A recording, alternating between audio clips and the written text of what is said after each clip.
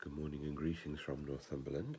It's Wednesday the 8th of June. It's a rather damp morning here in Northumberland.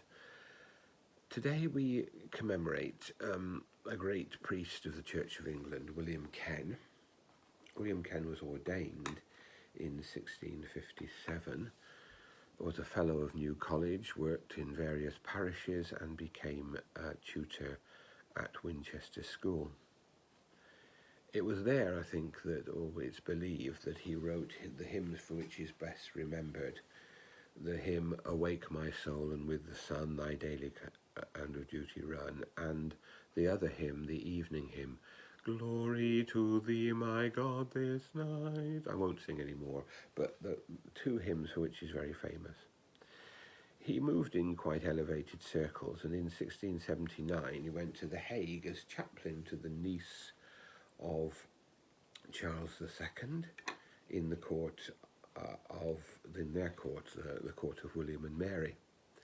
He didn't last very long because he rebuked William, Prince of Orange, for the way in which he treated his wife, and so he came back within a year.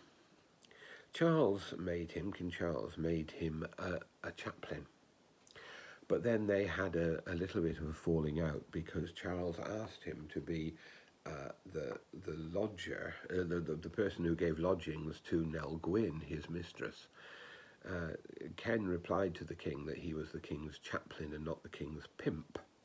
And it's said, though, that Charles respected this point of view, and eventually he was made the Bishop of Bath and Wells. And it's said that Charles asked for him to come and minister at his deathbed.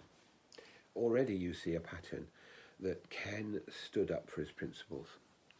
After Charles had died, James became the king, and he was a Roman Catholic and tried to really bring the Catholic religion in by the back door.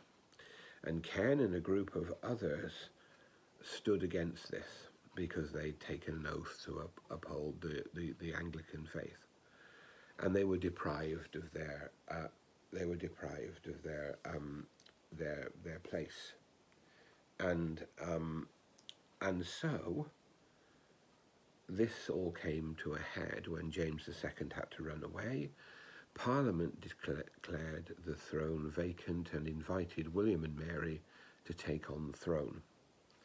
The problem was, though, that Thomas Ken and others like him, although they'd opposed what the king had done, they did not oppose him as king. They had taken an oath to be loyal to the king, and they would not take a new oath to William and Mary. And so the pattern continues. They are deprived of their place. And although towards the end of his life he was offered to be reinstated as the Bishop of Bath and Wells, he preferred not to. He died in 1711. The thing that strikes me about William Ken as I read about him is that he's a man guided by principle.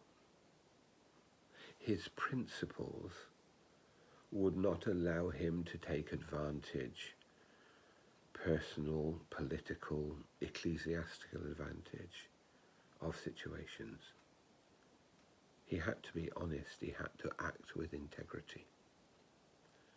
This didn't make an easy life for him, but he believed that integrity was important, and he suffered because of that. I think that's a very important principle to look at, a principle that we are talking about a lot in our society at the moment, a principle that we are considering over and over again. So when we see Thomas Ken, we see someone who acted with principle, who acted according to his conscience. And we pray for leaders and those who will guide us in that way. May God bless and save the Queen. May God bless the people of Ukraine, and may God bless us all.